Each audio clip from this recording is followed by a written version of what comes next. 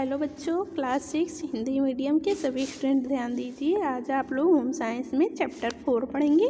Chapter 4 का जो शीर्षक है वो है सार्वजनिक स्थलों की सफाई। ठीक है, तो सबसे पहले हम बात करते हैं कि सार्वजनिक स्थल होता क्या है। पहले हम स्थल को समझेंगे, फिर उसकी सफाई के बारे में पढ़ेंगे। ठीक है, तो सबसे पहले हम बात करते हैं सार्वजनिक स्थल क्या है। घर एक निजी स्थल होता है, ये सभी लोग जानते हैं। इससे तभी सभी लोग परिचित होते हैं। घर एक निजी स्थल होता है और इससे सभी लोग परिचित होते हैं और सभी अपने घर परिवार के प्रति अपनी जिम्मेदारी को भी निभाते हैं। परिवार के सभी लोग अपने घर की सफाई एवं व्यवस्था की जिम्मेदारी को स्वयं संभाल लेते हैं। लेकिन कुछ स्थल ऐसे भी होते हैं जो घर या परिवार के लोग इस्तेमाल नहीं करते। उन स्थलों पर सभी लोग आते जाते रहते हैं तथा अपने लिए इस्तेमाल करते हैं। उन स्थलों को हम क्या कहते हैं? सार्वजनिक स्थल कहते हैं। ठीक है, स्थल कहा जाता है। अभी सार्वजनिक स्थल है क्या? जैसे हमारा पार्क हुआ, विद्यालय हुआ, गली हुए तथा मेले आदि जो मुख्य सार्वजनिक स्थल के अंतर्गत आते हैं। अब बात करते हैं कि इन सार्वजनिक स्थलों पर किसी परिवार या किसी एक व्यक्ति का इसकी जिम्मेदारी नहीं होती है, किसी एक व्यक्ति की, बल्कि सभी नागरिकों का फर्ज बनता है कि इन स्थलों पर ध्यान दें और अधिक से अधिक प्रयास करें कि इन स्थलों को साफ और सुरक्षा रखें। ठीक है, तो सबसे पहले हम बात करते हैं सार्वजनिक स्थल की परिभाषा की। तो सार्वजनिक स्थल वह स्थल होता है जो स्थल सभी वर्ग व समुदाय के व्यक्तियों द्वारा उपयोग किया जाता है, वह स्थल सार्वजनिक स्थल कहलाता है। इस प्रकार के स्थल व्यक्तिगत संपत्ति न होकर क्या होते हैं? सामूहिक संपत्ति होते हैं। जैसे अपने विद्यालय को ही ले लीजिए। विद्यालय तो कोई एक बच्चा उसको साफ सुथरा नहीं रख सकता है, बल्कि विद्यालय के जितने भी सदस्य होते हैं, चाहे बच्चे हों, चाहे टीचर्स स्टाफ, चाहे अन्य कर्मचारी, सभी का यह कर्तव्य बनता है कि अपने विद्यालय की साफ सफाई और सुरक्षा पर विशेष ध्यान दें।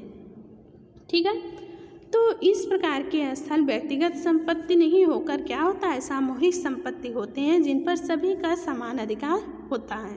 प्रायः जो देखा जाता है कि सार्वजनिक स्थलों का निर्माण सरकार करती है और ये सार्वजनिक स्थल निःशुल्क एवं कुछ शुल्क देकर प्रयोग में लाए जाते हैं। सभी नागरिकों को सार्वजनिक स्थलों की आवश्यकता होती है। इन स्थलों पर वे अपना मनोरंजन भी कर सकते हैं। तो सबसे पहले हम बात करते हैं विभिन्न सार्वजनिक स्थलों की सफाई करना। तो हम आपको बताए थे कि पार्क भी आपका क्या है? सार्वजनिक स्थल। तो सबसे पहले हम बात करते हैं पार्क की सफाई की। पार्क जैसे सुरम्य स्थान का नाम सुनकर ही व्यक्ति के मन में क्या होता है? आनंद से सराबोर हो उठता है। दिन की थकान मिटाने व प्रकृति हरियाली का आनंद लेने के लिए प्रायः व्यक्ति क्या करते हैं कि पार्कों में घूमने फिरने जाना पसंद करते हैं। प्रायः सभी नगरों में पार्क होते हैं जहां बच्चे खेल कूद द्वारा अपना मनोरंजन करते हैं। पार्कों की सफाई न किए जाने पर पर्यावरण प्रदूषित होता है और नागरिकों के स्वास्थ्य पर भी विपरीत प्रभाव पड़ता है। पार्कों की सफाई के लिए निम्नलिखित बातों का विशेष रूप से ध्यान रखना चाहिए। सबसे पहले बात करें तो पार्क में पिकनिक आदि मनाए जाने पर किसी प्रकार का कूड़ा करकट अपशिष्ट पदार्थ इधर उधर फेंककर वातावरण को दूषित नहीं करना चाहिए। ठीक है, यही हमारा सफाई होता है। ठीक है, दूसरा जो करना है, दूसरे पॉइंट में हम बताएंगे आप लोग को कि पार्क में लगे सुंदर पुष्प, पेड़ पौधे जितने भी होते हैं इनको हानि नहीं पहुंचानी चाहिए। नेक्स्ट आप सफाई के अंतर्गत क्या करेंगी कि पार्कों में किसी प्रकार की टूट फूट अथवा अव्यवस्था होने पर वहाँ के जो प्रबंधक अथवा नगर पालिका को सूचित करना चाहिए। अब हम दूसरे पॉइंट की बात करते हैं। तो दूसरा जो हमारा है घर के आसपास की सफाई जो सार्वजनिक होती है वो स्थल, जैसे अपने घर प्रत्येक व्यक्ति को स्वर्ग से भी अधिक प्रिय होता है। अपना घर हर व्यक्ति को स्वर्ग से भी अधिक प्रिय होता है, अतः उसे अपने घर के आसपास की सफाई रखने का प्रबंध भी करना चाहिए। कुछ लोग नादानी, अज्ञानता और अशिष्टतावश इस बात के लिए पूरी तरह सचेत नहीं रहते हैं। घर के आसपास की उचित सफाई न होने पर व्यक्ति के स्वास्थ्य पर भी विपरीत प्रभाव पड़ता है। घर के आसपास गंदगी होने से वह घर में थोड़ी बहुत तो पहुंच ही जाती है। उस गंदगी पर रोगों के जीवाणु बढ़ते हैं जो जल, वायु तथा भोजन के माध्यम से व्यक्ति के शरीर में प्रवेश कर क्या करते हैं कि वे विभिन्न प्रकार के रोग को फैलाते हैं। इसके अतिरिक्त गंदगी देखकर व्यक्ति की मानसिक जो शांति होती है, सौंदर्य बोध से भी वह वंचित रहना पड़ता है। अतः प्रत्येक व्यक्ति के लिए घर के आसपास की सफाई रखना नितांत आवश्यक होता है। अब हम अगले पॉइंट की बात करें तो गली तथा सड़क जो होते हैं वह सार्वजनिक होते हैं, तो उनकी सफाई आप कैसे करेंगे। हर व्यक्ति को कभी ना कभी किसी काम से घर से बाहर जाना पड़ता है। अब व्यक्ति तो आसमान से उड़कर जाता नहीं है कि जाता है, सभी लोग कहीं ना कहीं गली और सड़क का प्रयोग करते हैं। तो कुछ व्यक्तियों को तो धनोपार्जन के लिए दैनिक रूप से कार्यालय, विद्यालय, अस्पताल या बस या ट्रेन द्वारा यात्रा करनी पड़ती है। इसके लिए उसे गली व सड़क से होकर ही जाना पड़ता है। गंदी, उबड़ खाबड़ व कूड़े करकट से ढेर से पटी हुई सड़कों पर यात्रा करना क्या होता है कि बहुत ही मुश्किल होता है। व्यक्ति को मजबूरीवश आना जाना पड़ता है, किंतु वह इस आवागमन में आनंद का अनुभव नहीं कर पाता है। और यात्रा को सुगम और सरस बनाने के लिए गली व सड़कों की सफाई का ध्यान रखना भी आवश्यक होता है। तो इन स्थानों पर किसी भी प्रकार की गंदगी होने से क्या होता है कि आना जाना भारी हो जाता है और व्यक्ति के स्वास्थ्य पर क्या होता है कि प्रदूषण का गहरा प्रभाव पड़ता है।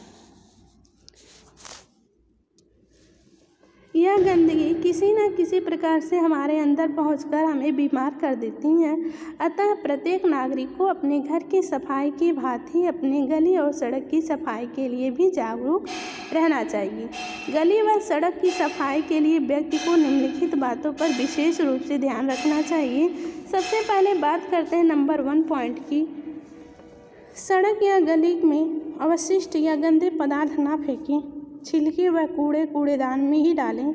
नंबर 2 पॉइंट सफाई के अंतर्गत क्या करना है कि सड़कों के किनारे या किसी कोने में मल मूत्र का त्याग ना करें। इससे क्या होता है कि गंदगी व बीमारी दोनों फैलते हैं। और अगला जो पॉइंट है, बच्चों को भी सड़क पर शौच ना कराएं। बीड़ी, सिगरेट के टुकड़े अथवा पान तंबाकू को पीकर भी बीच गली या सड़क पर ना फेंकें। नेक्स्ट जो आपको काम करना है वो है आपका प्रत्येक व्यक्ति को गली व सड़क की सफाई हेतु थोड़ा बहुत सहयोग अवश्य देना चाहिए। अब हम अगला जो पॉइंट है हमारा विद्यालय भी एक क्या है, सार्वजनिक स्थल होता है। तो आप लोग प्रतिदिन विद्यालय जाती हैं, तो विद्यालय की सफाई में आप क्या कर सकती हैं। करना ये है बच्चे कि विद्यालय भी एक महत्वपूर्ण सार्वजनिक स्थल है। विद्यालय के प्रांगण में बालक के चरित्र एवं संस्कारों की नींव रखी जाती है। अतः बालक एवं बालिकाएं यहाँ गुरुजनों के अनुशासन में रहकर क्या करते हैं कि अपनी शिक्षा के क्षेत्र को विकसित करके समाज में प्रतिष्ठित स्थान अपना बनाते हैं। अतः बालकों को अधिकांश समय क्या होता है, बालकों का अधिकांश समय विद्यालय में ही बीतता है। अतः विद्यालय की सफाई रखना प्रत्येक बालक और व्यक्ति का क्या होता है कि परम कर्तव्य होता है। विद्यालय साफ सुथरा होने पर बालकों के स्वास्थ्य पर, मन पर भी अनुकूल प्रभाव पड़ता है। इसलिए विद्यालय की सफाई के लिए हमने निम्न बातों का ध्यान रखना आवश्यक है। नंबर 1 पॉइंट की बात करें तो विद्यार्थी को हर प्रकार का कूड़ा करकट जो होता है कूड़ेदान में ही डालना चाहिए। नेक्स्ट जो है आपका पेंसिल की छीलन व कागज़ के टुकड़े कभी भी ज़मीन पे ना डालें, बल्कि क्या करना है, कूड़ेदान में डालना है। नेक्स्ट तीसरा पॉइंट जो है आपका वो है विद्यार्थी को किसी भी खाद्य पदार्थ से बच जाने पर उसे कूड़ेदान में ही फेंकना चाहिए। नेक्स्ट आपको क्या करना है कि प्रबंधकों को विद्यालय की पानी व टंकी तथा शौचालय की सफाई का पूरा ध्यान रखना चाहिए। अगला सफाई है आपका विद्यालय के अध्ययन कक्ष, पुस्तकालय, खेल कूद के मैदान, प्रयोगशाला आदि की भी उचित रूप से सफाई की जानी चाहिए। नेक्स्ट जो पॉइंट है वो है आपका विद्यालय की वाटिका के पेड़ पौधे और पुष्पों को हानि नहीं पहुंचानी चाहिए। ठीक है, अब हम बात करते हैं सार्वजनिक स्थल की सफाई का महत्व। प्रत्येक व्यक्ति के लिए अपने शरीर, अपने घर व उसके आसपास की सफाई के अतिरिक्त नगर की गलियों और सड़कों की सफाई पर भी ध्यान देना चाहिए। जैसे हम अपने शरीर की सफाई करते हैं, अपने घर की सफाई करते हैं, उसी तरह नगर की गलियों और सड़कों पर भी सफाई पर विशेष ध्यान देना चाहिए। प्रत्येक व्यक्ति अपने देश का नागरिक है, वह अपने देश के विकास और प्रगति में उसका पूरा सहयोग दे सकता है। स्वच्छता के नियमों का पालन न करने से केवल व्यक्ति विशेष को ही नहीं वरन सारे समाज, जन समुदाय, यहाँ तक कि समस्त राष्ट्र को हानि उठानी पड़ती है। इसलिए गंदगी से वातावरण प्रदूषित होता है। प्रदूषण से अनेक रोग जन्म लेते हैं जिससे वहाँ के नागरिकों के स्वास्थ्य पर प्रतिकूल प्रभाव पड़ता है। अतः नागरिकों के स्वास्थ्य को उत्तम बनाए रखने के लिए प्रत्येक व्यक्ति को सार्वजनिक स्थलों या संस्थाओं की सफाई के लिए चैतन्य एवं जागरूक होना पड़ेगा। इसी में व्यक्ति और राष्ट्र के उज्ज्वल भविष्य का सार निहित होता है। अब हम बात करते हैं स्वास्थ्य और सुखी जीवन के लिए आसपास की सफाई, यानी अपने स्वास्थ्य को सही रखने के लिए और सुखी जीवन बिताने के लिए अपने आसपास की सफाई का विशेष ध्यान रखना चाहिए। कैसे रखेंगे बच्चे? तो सुखी जीवन के लिए क्या आवश्यक है? सफाई, क्योंकि जब सफाई रहेगी तो हम स्वस्थ रहेंगे, जब स्वस्थ रहेंगे तो सुखी जीवन व्यतीत करेंगे। तो प्रत्येक व्यक्ति पूर्ण रूप से स्वस्थ हो और स्वास्थ्य के लिए आवश्यक है सफाई एवं स्वच्छता। सुखी जीवन का नींव भी अच्छा स्वास्थ्य है, क्योंकि स्वस्थ शरीर में ही स्वस्थ मस्तिष्क का निवास करता है। बहुत पहले आप लोग को बता चुके हैं। कुल मिलाकर शारीरिक तथा मानसिक रूप से स्वस्थ व्यक्ति ही अपने तथा अपने परिवार, साथ ही समाज और राष्ट्र के लिए कुछ करने में समर्थ हो सकता है। और अस्वस्थ व्यक्ति ना ही अपना विकास कर सकता है, ना ही देश की, ना ही घर का, ना ही अपने समाज का। सुखी जीवन की आधारशिला ही है कि हम अपने स्वास्थ्य को बनाए रखने के लिए अपने घर तथा घर के आसपास की सफाई का ध्यान रखना आवश्यक है, क्योंकि सफाई के अभाव में न तो कोई स्वस्थ रह सकता है और न ही सुखी रहता है। यदि घर या घर के आसपास गंदगी का साम्राज्य होगा तो गंदगी में पनपने वाले कीट जैसे मक्खी, मच्छर तथा विभिन्न प्रकार के रोगाणु उत्पन्न होकर हमारे स्वास्थ्य को क्या करते हैं? हानि पहुंचाते हैं। घर के बाहर गंदगी से उत्पन्न होने वाली दुर्गंध हमें घर में रहने पर भी प्रभावित करती है। घर के आसपास के क्षेत्र की सफाई न होने से उत्पन्न गंदगी का व्यक्ति के मन मस्तिष्क पर भी प्रतिकूल प्रभाव पड़ता है। घर के आसपास के क्षेत्र में गंदगी रहना क्या होता है कि अनुचित तथा अशोभनीय भी माना जाता है। सफाई होने से घर तथा आस पड़ोस से ही नहीं अपितु संपूर्ण वातावरण दूषित होता है। सफाई न होने से और दूषित वातावरण में कोई भी व्यक्ति न तो स्वस्थ रह सकता है और न ही सुखी रह सकता है। अतः सुखी जीवन के लिए आपको करना क्या है कि स्वास्थ्य रक्षा हेतु और सुखी जीवन के लिए अपने घर तथा घर के आसपास की सफाई का अत्यंत आवश्यक है और उस पर विशेष ध्यान देना चाहिए। ठीक है।